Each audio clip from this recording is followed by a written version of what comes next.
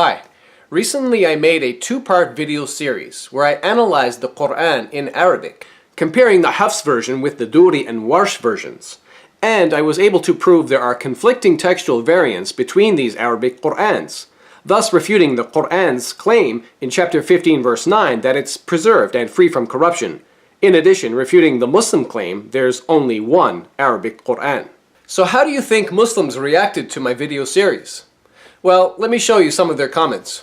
This Muslim says, "You have a fake Qur'an." This one suggests maybe I edited it on Photoshop. This one claims I was changing the words. This Muslim says the Duri version is just made by you. This one claims it's all false and I used Photoshop. Another Muslim says, "I think that is your words." And finally, this Muslim claims, "You have printed the other Qur'an trying to mislead people." So, as you can see, many Muslims responded by making the claim that I manufactured or printed some fake Qur'ans or used Photoshop to trick people.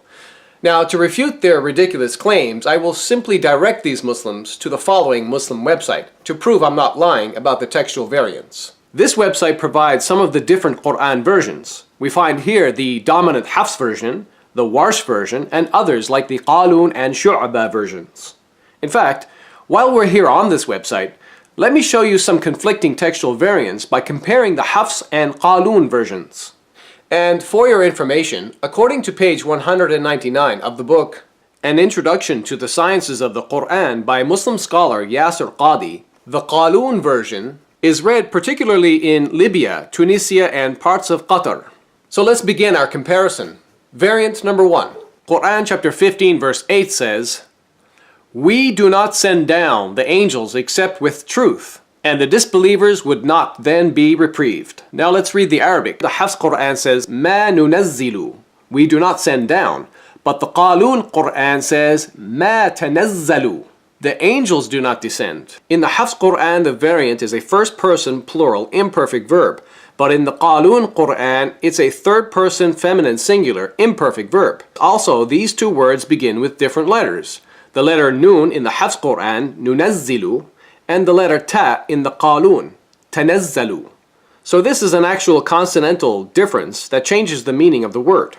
So in this verse, the Hafs Qur'an directly specifies Allah as doing the verb by causing the angels to descend, but the Qalun Qur'an doesn't. So who causes the action here, Allah, the angels themselves, or a different source? Clearly, these are not the same. Variant number 2.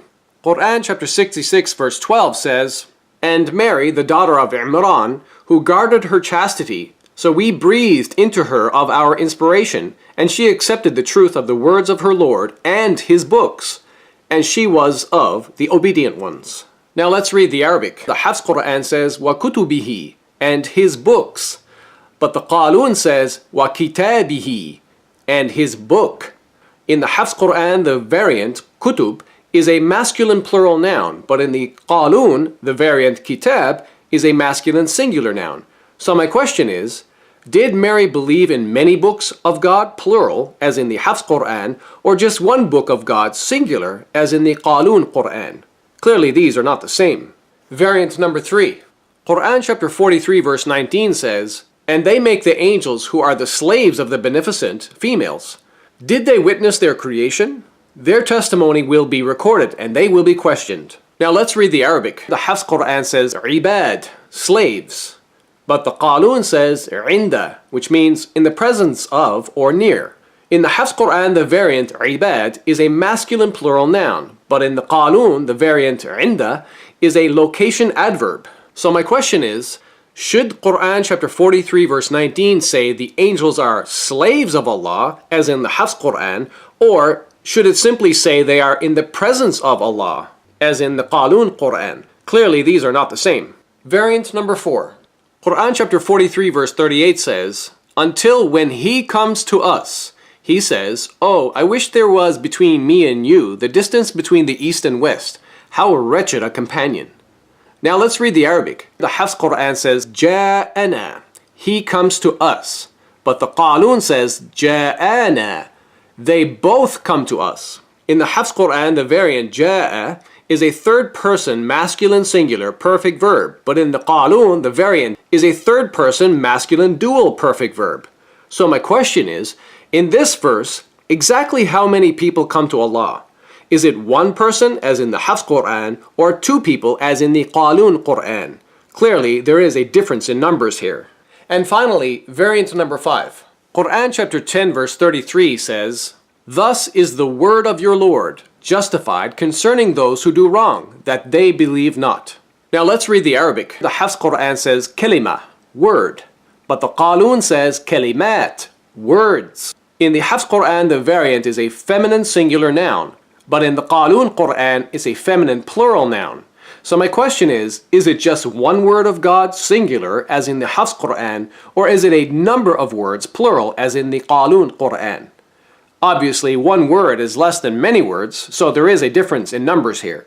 Now, to those Muslims who claimed that I made fake Qur'ans, as you can see, this Islamic website is proof that I was telling the truth. Finally, I think it is high time for Muslims to stop claiming there is only one Qur'an in Arabic and it's perfectly preserved from corruption. My video series on conflicting textual variants in the Qur'an is proof that that claim is false. Thank you for watching and God bless you.